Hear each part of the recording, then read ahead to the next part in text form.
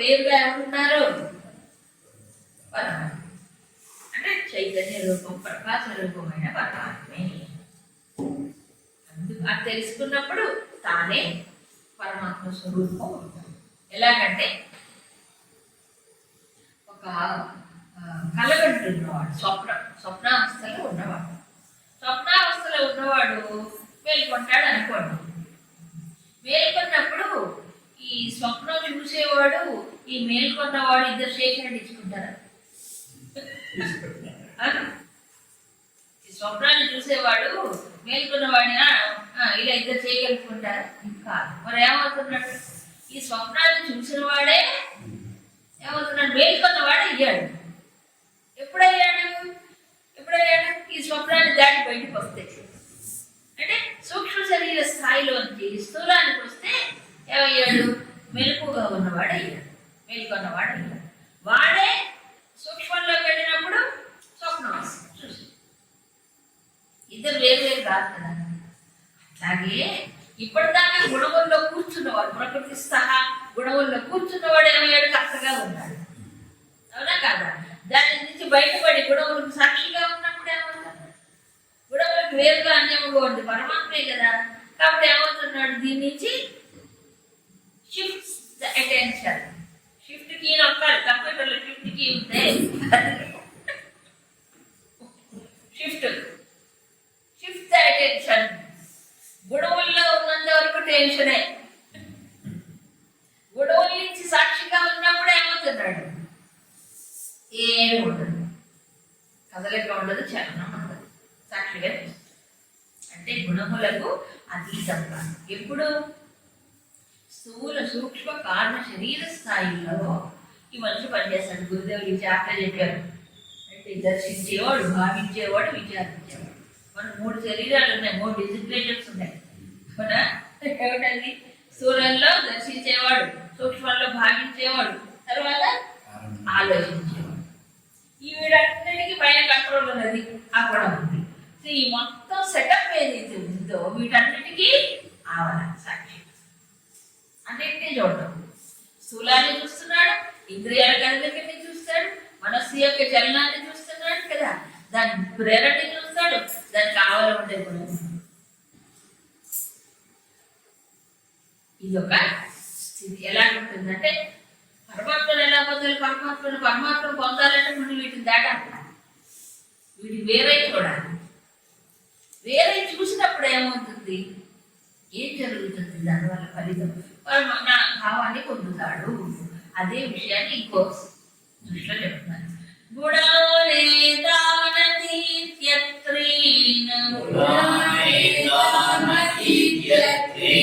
దేహి దేహ సముద్భవాన్ జన్మ మృత్యుజరా దుఃఖైః విముక్తో మృతమశ్నుతే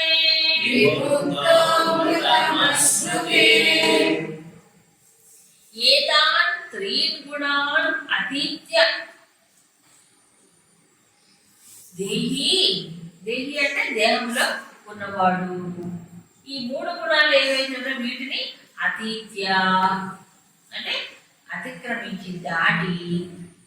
ఏ 3 గుణాలు ఏం చేస్తాయి? ఏం లేదు, దేహ సముద్భవాన్, దేహం పుట్టడానికి కారణం గుణాలే.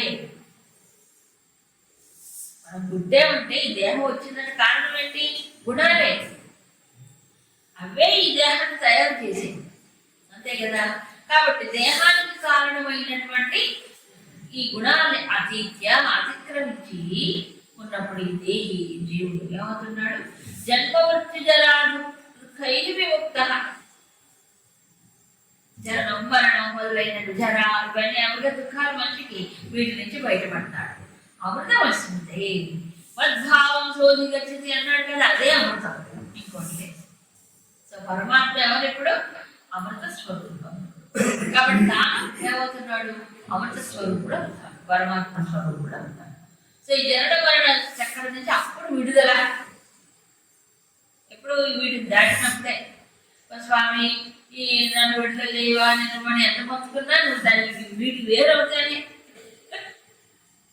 మోక్షం అనేది ఇచ్చేది కాదు, ఇక్కడ చాలా క్లియర్గా చెప్తున్నాను. అవునా, భగవంతుడు మోక్షం ఇస్తాడు, ఈ మతం చెప్పినట్టు మోక్షం ఇస్తాడు, ఏమో పిచ్చి పిచ్చి. మోక్షం అనేది ఎవరికి ఇచ్చేది ఏంటండి? తగులుకున్నది మనం, మోక్షం ఇంకెవరో ఎలా ఇస్తారు? గొలుసులు కట్టుకున్నది మనం, నువ్వు తెలుసు అంటే తెలుస్తుంది. అవునా కదా? ఇక్కడ చూస్తే 100% అయితే ఈ భక్తి భావనలో వాడు చెప్పే విధానం ఎక్స్ప్రెషన్ వేరుగా ఉంటుంది. కానీ గుణములకు వేరుగా ఉన్నప్పుడే, గుణములకు వేరుగా నిలబడ్డప్పుడే అప్పుడు ఏమవుతున్నాడంటే తనని తాను విడదీసుకుంటున్నాడు సాక్షిగా ఉన్నప్పుడే. అతిక్రమ్య అంటే ఏంటి? ఇక్కడ దాటి అని అర్థం. దాటి అంటే ఏంటి? సాక్షిగా ఉండడం, సాక్షిత్వం, గుణాతీతం, గుణాతీత స్థితి. అప్పుడు గుణములే కర్తగా ముందు అర్థం చేసుకోవాలి. అర్థం చేసుకున్నప్పుడు దాన్ని నిరంతరం ఆ దృష్టిలో నిలవడం. ఏది? గుణములే కర్త, గుణములే కర్త. అప్పుడు తాను ఏమవుతున్నాడు? జరిగే ఈ మెకానిజం అంతటికీ కూడా లేదుగా సాక్షిగా ఉంటుంది. సాక్షిగా ఉండటమే అతిక్రమించడం, వేరుగా ఉండడం. అప్పుడు ఈ దేహానికి కారణమైనటువంటి దాని నుంచి, దేహానికి కారణం గుణాలే కదా, అప్పుడు ఈ జన్మ గురించి కూడా దాటిపోతాడు. అదే ఇక్కడ అంటే ఒక్కొక్క మనిషికి ఇక్కడ చాలా స్పష్టంగా దేహం అనేది ఎలా వచ్చింది, గుణాల ఎక్స్ప్రెస్ అవడానికి దేహం వచ్చింది. లోపల ఆల్రెడీ గుణాలు ఉంటాయి మనిషికి, ప్యాకేజ్. ఏ ప్యాకేజ్ ఉంటుందో లోపల గుణములు, దాన్ని బట్టి ఆ శరీరము తయారవుతుంది. మనకి ఇంతకుముందు శంకర్లు ప్రారంభ సూత్రం గణితం శరీరం అన్నారు. అక్కడ వివేకుడు కూడా మళ్ళీ చెప్తారు, ప్రారంభం అనే సూత్రం చేత శరీరం నిర్మించబడింది, ఆయా సుఖ దుఃఖాలు అనుభవించడానికి వచ్చింది. ఇక్కడ ఇంకా లోతైన విషయం చెప్తున్నారు. కేవలం ప్రారంభం అనుభవించడానికే కాదు, గుణాలు దీంట్లోంచి ఎక్స్ప్రెస్ అవ్వడానికి. దేహ సముద్భవాన్ని అన్నాడు కదా, దేహం పుట్టడానికి కారణం ఏంటి? ఇప్పుడు గుణాలు. ఎందుకంటే ప్రారంభం ఇప్పుడు ఖర్చు అయిపోతుంది అనుభవిస్తే, గుణాల్లో ఖర్చు ఇంకా కంటిన్యూ అవ్వట్లే. అందుకే చూడండి, కర్మఫలాలు ఇక్కడ ఖర్చు అయిపోతాయి అనుభవిస్తే. కానీ మళ్ళీ జీవుడు ఎందుకు ఇంకా యాత్ర కొనసాగిస్తున్నాడు? ఇంకో శరీరంలోకి ఎందుకు వెళ్తున్నాడు? గుణాలు ఉన్నాయిగా, ఇంకా వాటి నుంచి విముక్తి పొందలేదుగా. అది అందుకని ఇంకా మళ్ళీ మళ్ళీ జన్మలు వస్తూనే ఉంటాయి. సో ఎవరికి వారికి ఏమిటది? ఈ శరీరం అనేటువంటిది గుణముల వల్ల తయారైంది. అంటే గుణముల వల్లే పుట్టింది శరీరం. అప్పుడు గుణములు దాటితేనే మళ్ళీ దీన్ని దాటుతారు. ఏది? మళ్ళీ జన్మ లేకుండా, మళ్ళీ శరీరం రాకుండా. గుణములు దాటినంత కాలం మోక్షమే లేదు. కాబట్టి ఇది ఒక ఇన్స్ట్రుమెంట్. అదేమో సూక్ష్మమైన మెటీరియల్. ఏది? గుణము. ఇది స్థూలమైన ప్రోడక్ట్. ఎప్పుడైనా చూడండి, కార్యము కారణం చూస్తే కారణము సూక్ష్మం, కార్యము స్థూలం.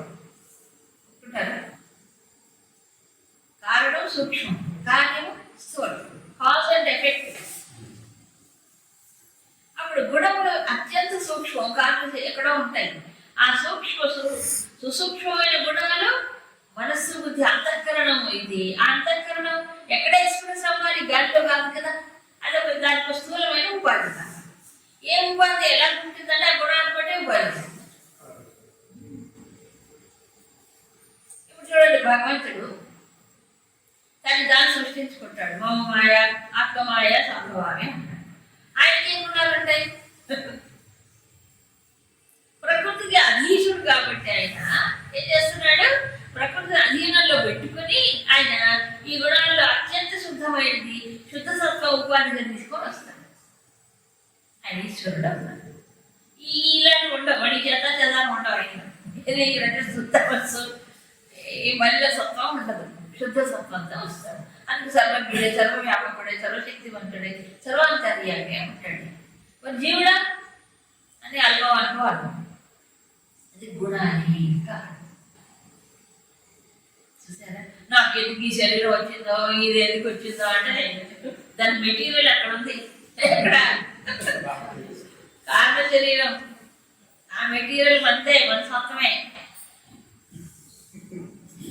కదా. కాబట్టి ఇది ఒక ఇన్స్ట్రుమెంట్ అంతే. ఇప్పుడు మొక్కలు మనకి ఏం తెలియదు, మొక్కలు అంటే మొక్కలు కూడా ఏమిటి, అది జీవుళ్ళే, అవునా కదా. వాడికి ఆ శరీరం ఎందుకు వచ్చింది? తమస్సు, అవునా. వాటిల్లో అంతఃకరణం అంతా ఎడ్యుకేషన్ వాటిల్లో ఉండదు. కాబట్టి కొన్ని మొక్కలుగా, కొన్ని జంతువులుగా, కొన్ని మనుషులుగా, కొన్ని మనుషుల్లో రకరకాల కేటగిరీస్ ఉన్నాయి కదా. గుణాలే కారణం. అంటే ఎవరి దగ్గర ఉపాధి వాడికి వచ్చింది, ఇంక మనం ఏమంటారు లేదు మనం, అవునా కదా. దాని దగ్గర ఉపాధి. ఇప్పుడు ఎవరు సృష్టించారు దీన్ని? మన చెప్పారు బ్లూ ప్రింట్ అంటారు. తెలుసా బ్లూ ప్రింట్ అంటే? ఇల్లు కట్టేటప్పుడు ఒకప్పుడు, ఇప్పుడు కంప్యూటర్ వచ్చి అవి ఏం లేవనుకోండి, ఒకప్పుడు నేను ఇంజనీర్లు ఏం తీసేవాడు అంటే ఇల్లు కట్టే ముందు ఒక ప్లాన్ వేసి బ్లూ ప్రింట్ అని తీసేవాడు. దాన్ని బట్టి ఇల్లు నిర్మాణం అనేది జరుగుతుంది. ఇప్పుడు ఇది కూడా బ్లూ ప్రింట్ అదే గుణాలకి. ఆ గుణాలను బట్టి ఇప్పుడు ఇల్లు వచ్చింది, ఈ శరీరం అనే ఉపాధి వచ్చింది. మరి మళ్ళీ రాకుండా ఉండాలంటే ఏం చేయాలి? కారణం గుణాలే కాబట్టి వీటికి వీటిని అతిక్రమించినప్పుడు, అధిగమించినప్పుడు, వేరుగా నిలబడ్డప్పుడు ఇక రాదు. దాంట్లో వేలు పెడితే పట్టుకుని చుట్టుకొని లాగుతుంది. అందుకే ఏమన్నా నమస్కారం, మీరు అక్కడే ఉండండి, నేను ఎక్కడే ఉంటాను అంతే, నమస్కారం పెట్టాలి వాడు. కాబట్టి జన్మ మృత్యు జరా దుఃఖై మనకి 8వ అధ్యాయంలో వచ్చింది వాట. జరామరణ మోక్షాయ మామాశ్రిత్యే తంతి, అవునా. ఇక్కడ జన్మ మృత్యు జరా దుఃఖ ఇవన్నీ దుఃఖాలే. వీటి నుంచి పూర్తిగా విముక్తి పొందుతాడు. సో విముక్తి అనేది పరమాత్మ ఇస్తాడా?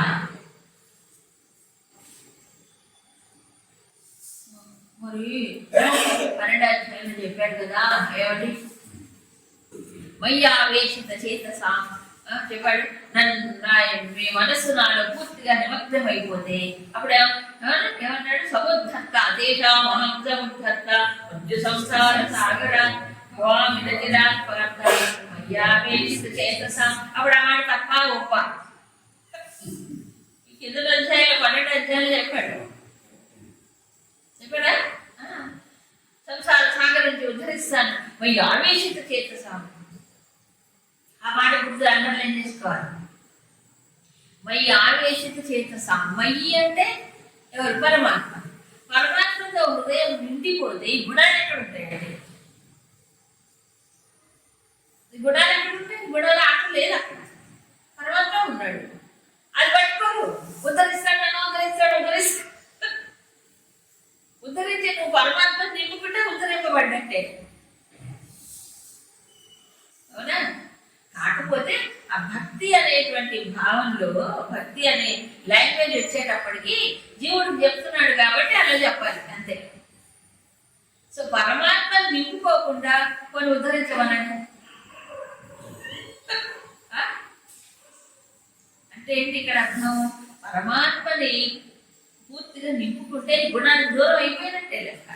గుణానిగా లేదు, వాడికి వేరుగానే ఉన్నాడు. అప్పుడు ఉదాహరణ, ఇప్పుడు ఎవరో ఉద్ధరిస్తున్నారు? ఆయన్ని మనమే. ఆయన మన ఉద్ధరిస్తారా, లేదా మళ్ళీ మనం ఉద్ధరించుకుంటామా?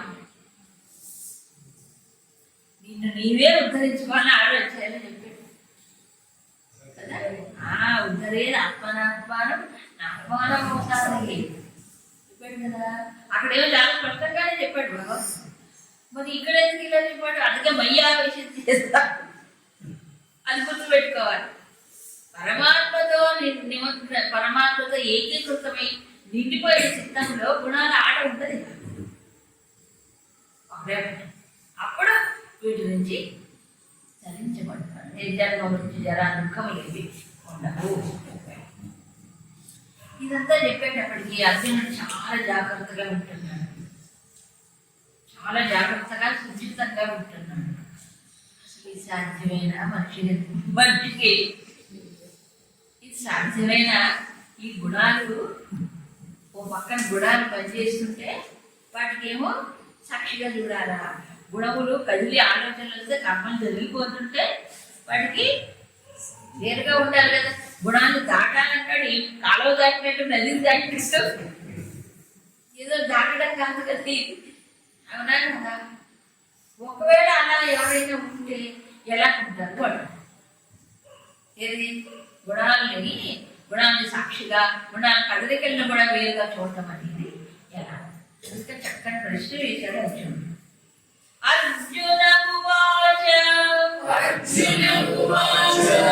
కైర్లింగై స్త్రీ గుణానేతాన్ అతీతో భవతి ప్రభో కిమాచార కథం చైతాన్ త్రీన్ గుణానతి వర్తతే.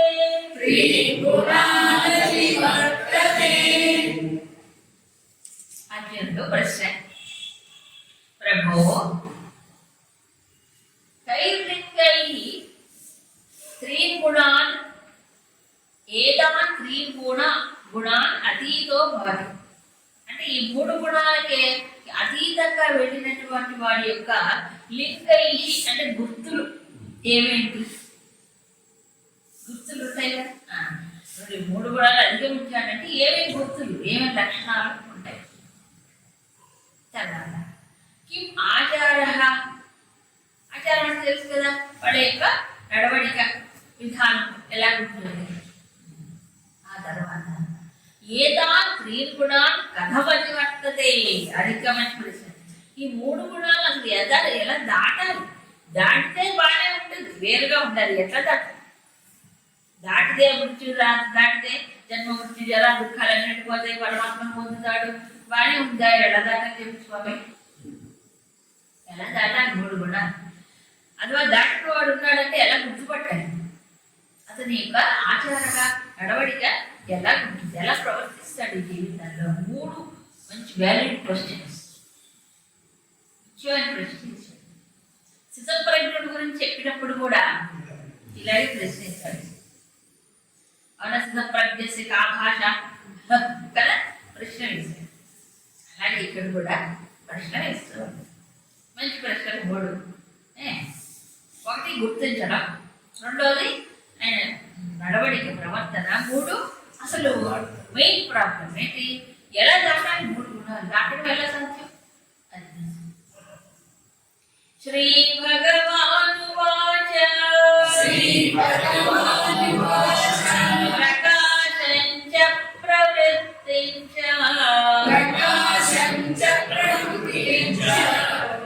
మోహమేవ చ పాండవ నద్వేష్టి సంప్రవృత్తాని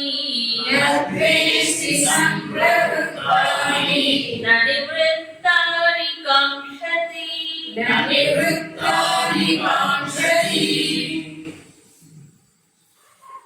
ప్రకాశం చ ప్రవృత్తి చ మోహం, మూడు ఉన్నాయి. ప్రకాశం, ప్రవృత్తి, మోహం. ఇవన్నీ కూడా మూడు ఉంటే సంప్రవృత్తాన్ని, ఈ మూడు కూడా కదులుతున్నాయి అంటే మూడు ఉన్నాయి. వాటిలో నద్వేష్టి, వాటిని ద్వేషించడు. ఏ గుణం ఉన్నా ద్వేషించడు. నా నివృత్తాన్ని కాంక్షం, ఈ గుణం వెళ్ళిపోవాలి, ఈ గుణం వద్దు నాకు అనేటువంటి భావన ఉండదు. తర్వాత ఈ గుణాలు కదులుతూ ఉంటే వాటిని ద్వేషించడం, ఈ తొలగిపోవాలి అనుకోడు, ఈ గుణం ఉండాలి అనుకోడు. నా కాంక్షని నా ద్వేషి, ఈ గుణం ఉండాలి అనుకోడు, ఈ గుణం పోవాలి అనుకో.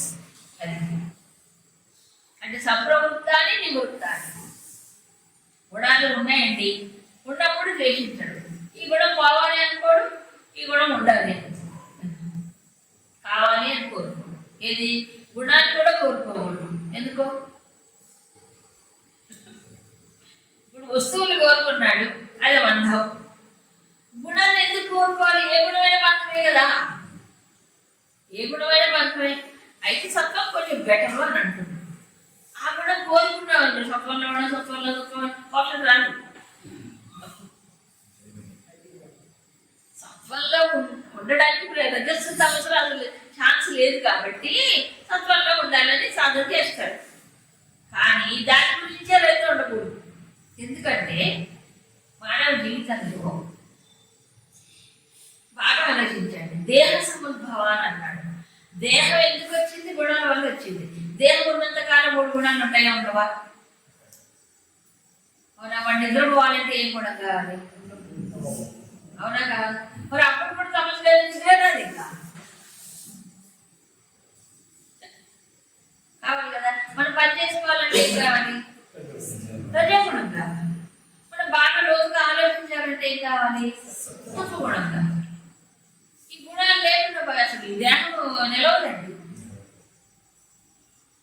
ఎంత మహానుభావుడు రాముడు కానీ కృష్ణుడు కానీ మహాత్ములు ఎవరైనా చూడండి, మన జీవితాన్ని గమనిస్తే కనిపిస్తాయి 3 గుణాలు.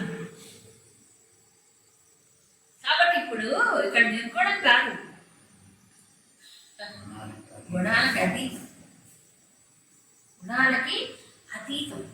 పరమాత్మ స్థాయికి వెళ్తే నిర్గుణం. వెళ్ళాలంటే ఏం చేయాలి? ముందు దీన్ని అతిక్రమించాలి. ఒక పరమాత్మే నిర్గుణం. ఆ నిర్గుణమైనటువంటి పరమాత్మను పొందాలంటే ఏం చేయాలి? ముందు వీటి వేరు అవ్వదా? ఈ గుణాల్లో కూర్చొని పరమాత్మను ఎట్లా పొందుతాడు? అందుకే అతీత్య ఏమన్నాడు? అప్పుడు నన్ను పొందుతాడు అని చెప్పాడు చాలా క్లియర్గా. అమృతాన్ని పొందుతాడు. భావం సహా అధిగచ్చది. ఎప్పుడు వీటి అతిక్రమించినప్పుడే నన్ను పొందుతాడు. Very good. ఎలా అతిక్రమించాలి? Practical question. ఎలా అతిక్రమించాలి? 3 గుణాలు. ఇది కావాలనుకోవద్దు, ఇది వద్దనుకో. ఇది కాంక్షించద్దు, ఇది ద్వేషించదు. ఈ కాంక్ష, ఈ ద్వేషం చూసారు గుణాల విషయంలో కూడా.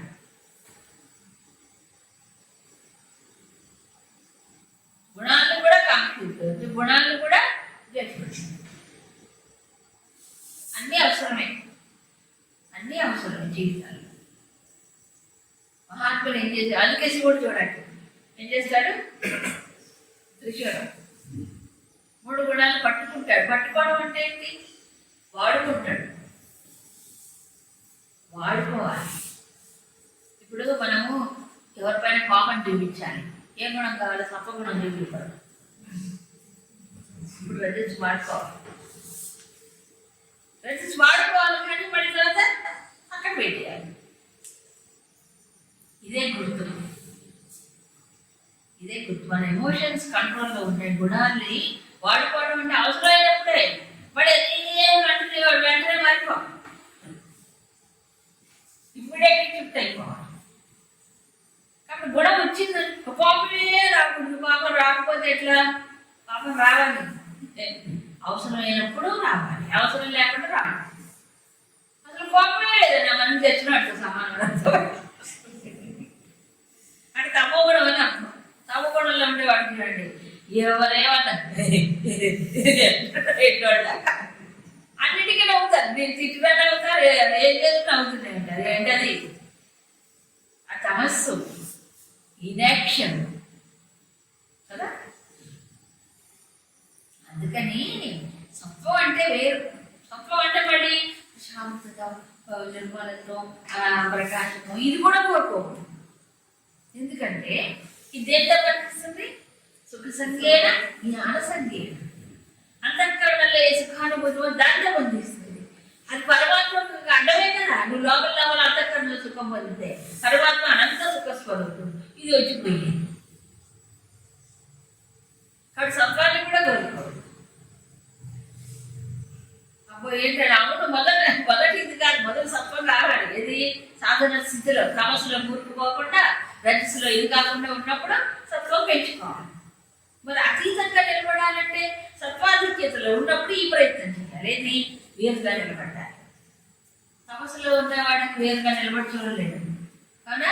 రజస్సులో తగలబడి పరిపోతూ ఉంటే మనసు పరికిలెడుతుంది. వేరుగా ఏమిస్తాడు? కాబట్టి సత్వ ఆధిక్యతలోనే ఉండాలి. అప్పుడే వేరుగా ఉండి చూడగలడు. అవునా కాదు? అలాగే రజస్సు అసలు లేకుండా తమస్సు అసలు లేకుండా ఎలా జరుగుతుందని చెప్పండి. ఎవరికి జరగదు. ఎవ్వరికీ జరగదు. అవునా కదా?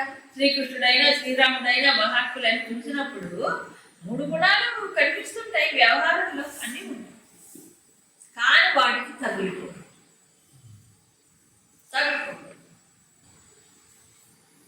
ఇప్పుడు ప్రపంచం అన్న తర్వాత ఎవరికైనా ఎప్పుడైనా స్ట్రగుల్ అనేది ఉంటుంది, మానసికమైన స్ట్రగుల్స్ కూడా ఉంటాయి. సాక్షాత్ భగవంతుడు వచ్చితే ఈ నేలపై భూమిపైకి ఆయన నిందలు పొందలేదండి.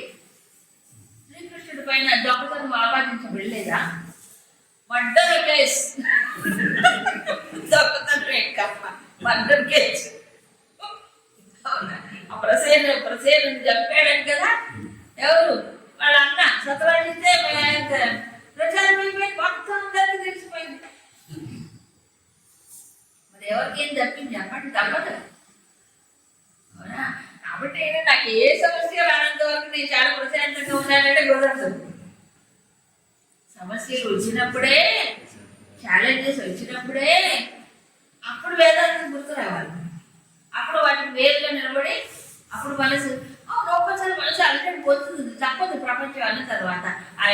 కాబట్టి మనసు కూడా సాక్షిగానే ఉంది, పొందే పోతుంది, ఏమి కాసేపు పోతుంది మన తర్వాత. అవునా కదా? తప్పదండి. అందుపోయి ఇదొక మెకానిజం. ఇప్పుడు ఫ్యాన్ ఉంది, ఫ్యాన్ ఆడాలి కదా. మరి గుణాలు ఉన్నప్పుడు గుణాలు పని చేయకుండా ఎట్లుంటాయి? మరి పని చేయకుండా జీవితం లేదు, శరీరమే దాంతో వచ్చింది. ఆ గుణాలు పని చేయకుండా ఉండదు కదా. ఇప్పుడు చచ్చిన తర్వాత కూడా పని చేస్తున్నాయి.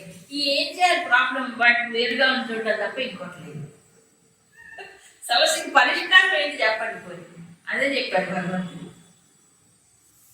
వేరుగా ఎలా ఉండాలి? ఈ 2, ఒక నద్వేష్టి నా కాంక్ష.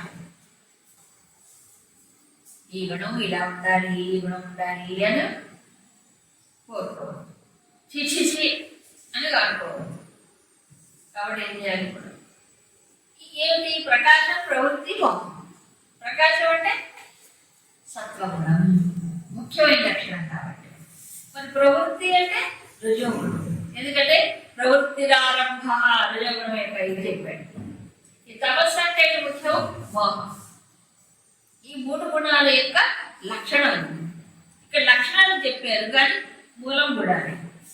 సో ఇవన్నీ జరుగుతూ ఉంటే చూడు, ఒకసారి బ్రైట్గా పనిచేస్తున్నాను బుద్ధి కదా, ఎంత బాగా తేజవంతంగా బాగా అన్ని లోతులు అర్థం ఉందండి. ఒక్కోసారి కర్మల్లోకి వెళ్ళిపోతున్నాం, ఒక్కోసారి ఏమవుతుంది? నిద్ర వస్తుంది. నిద్రపోవాలి కదా, నిద్ర వచ్చినప్పుడు నిద్రపోవాలా?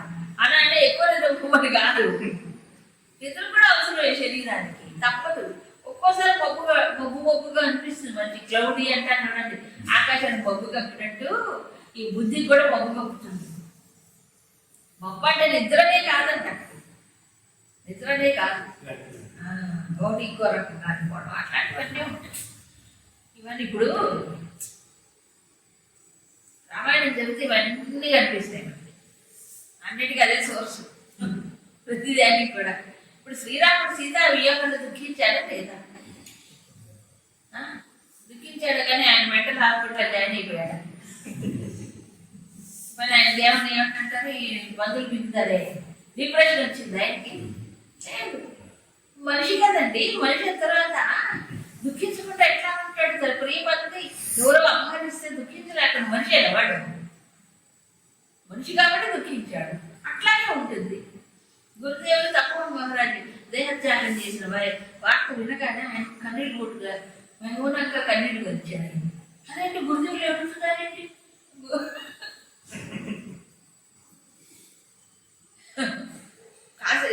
కాసేపైనా ఉంటుంది కదా స్పందన అనేది మనిషికి. అలా అని చెప్పి ఇదైపోతారా? మరి రాముడైనా అంతే, సముద్రుడు మరి వాటిని కట్టడానికి అవకాశం ఇవ్వకపోతే ఏం చేశాడు? తీశాడు కోదండా, చూపించాడా లేదా? మరి రజస్సును తీసుకున్నాడా లేదా? రజాగుణం